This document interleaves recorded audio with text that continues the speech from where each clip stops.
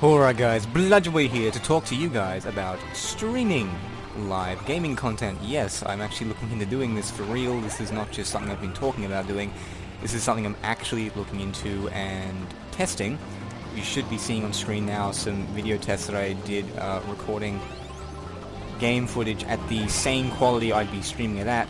And that's the first thing we should talk about, is the video quality. Now, I have not actually tested streaming to a remote location. Like, I haven't actually connected to Twitch servers or anything like that to see how this would actually pan out, but I know my bandwidth is not that high. My download speed is only 2.5 megabits per second, and my upload speed is only around 500 kilobits per second. It kind of varies, but it hovers around that rate. So with that in mind, I can't really stream any higher than 500 kilobits per second. I've really got to stream less than that, so I can allow for any dips in the speed, and any time that the program doesn't quite cap it to 500 and makes it go over that. So it's what you're seeing on screen now are recordings that have not been recompressed, that have not been transcoded or anything like that, except by YouTube. The video quality I'm planning to stream at is 400 kilobits per second, 640 by 360p. Which is basically 360p here on YouTube. That's why the video is not available in 720p. That is exactly what the video is going to look like. As for the audio is currently working at 48 kilobits per second mono. I can't do stereo, it wastes too much bandwidth.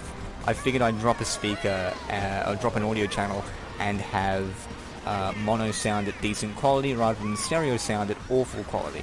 I might be able to bump it up to 64 kilobits per second, because I currently record, or encode rather, my videos for YouTube in 128 kilobits per second stereo, which would be, and the mono equivalent of 128 stereo is 64 mono, so that would more or less sound the same as my current YouTube stuff, because 48 and 64 there is a substantial kind of difference. But I don't know if I can afford that extra 16 kilobits per second. It sounds like nothing, but it does actually add up. So, but those are the settings that are recorded with to do these tests. 400 kilobits per second video at 640 by 360p, and 64 kilobits per second mono audio for both the game and the microphone. They're merged into one audio track and then sent out. So, if this quality is not acceptable to you, then you probably would not enjoy my stream. It looks okay to me, as long as you don't full screen it. Full screening it makes it look awful. But if you keep it in a window, I think it looks okay. So, if you do have any issues with that, there's not much I can do there, really. But that's what it's going to look like. Now, as for the different types of games, there are different games that handle this compression, this level of compression, better and worse. Games like Burnout Revenge, for example. I tested Burnout Revenge, which is a very fast-paced racing game, driving game. And as you can see from the footage on screen that I'll hopefully remember to sync up with this part of the recording, it doesn't compress very well at all, because the screen is changing so fast that the compression can't keep up with it. None of the pixels stay the same, so the compression can't really do its job, and it ends up having to create new keyframes all the time, which just look awful. The keyframe data changes so much that the compression can't have any effect. But you take a game like Ratchet Deadlocked, for instance, on the same console, running in the same resolution, in the same aspect ratio, substantially less movement, but it doesn't look anywhere near as bad. So basically, games like Burnout aren't really feasible. I did test a variety of games. Most of the games I tested, as you'll see, are driving games because, as I said, they're the ones that make the screen change the most, so I figured those are the ones I should test.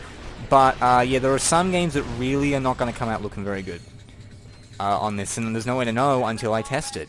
But most of the games I did came out looking fairly okay, even the driving ones. The rule that I'm seeing here is basically the lower resolution the game runs in, that is, the older the game is, the more likely it is to look okay. The less movement there is on screen, the more likely the game is to look okay.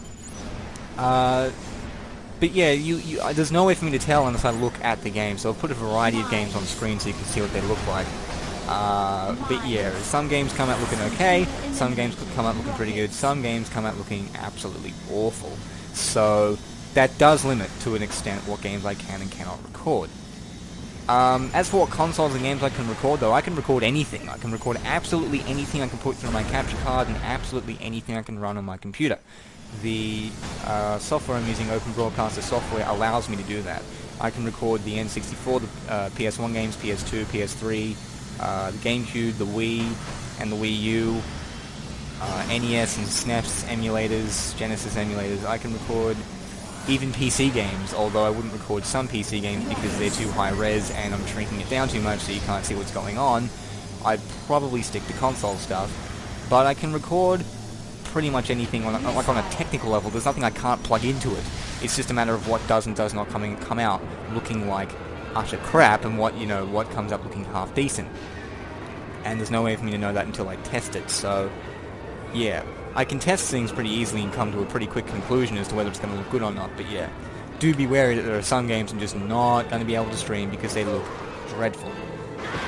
As for what I'd like to do, what I'd like to stream, really just anything. I think the emphasis on the stream should be on audience involvement and audience participation, because that's kind of the difference, the key difference between streaming a game and doing a recording for YouTube and uploading it later. The difference is that you can interact with me on a service like Twitch, whereas you can't, interact with me live, while I'm playing it, whereas you can't do that on YouTube. So those are the differences, or that's the difference I'd like to exploit in terms of doing streaming, although I don't know how that would come about. I don't know if we could play a game together, kind of ad hoc co-op kind of thing, and go through it together as a team. If we could have kind of ad hoc multiplayer for games, not over the PSN or anything like that. My internet is not going to be able to handle both streaming and online multiplayer. It's just not going to be able to handle it. What I mean is playing a couch multiplayer game that does not require split-second timing. For example, Wheel of Fortune. What I could do is boot up a 3-player game of that, and because that game is not based off of any kind of timing, I can just ask other players what they want to do and just do it for them. And they can, just tell me what letter they want to guess, and they can guess it themselves.